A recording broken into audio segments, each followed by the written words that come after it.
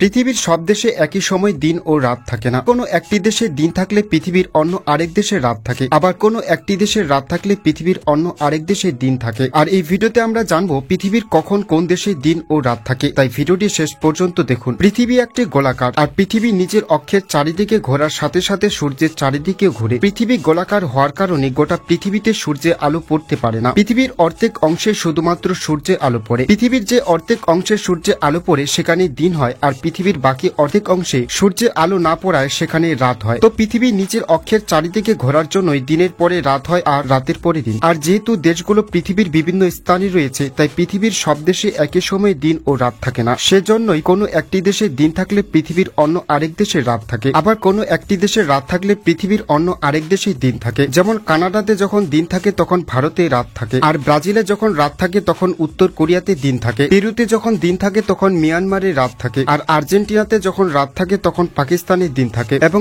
আমেরিকাতে যখন দিন থাকে তখন বাংলাদেশের রাত থাকে। তো আপনি কোন দেশে থাকেন তা কমেন্ট করে জানান। ভিডিওটিতে একটা লাইক করুন এবং চ্যানেলটি সাবস্ক্রাইব করুন।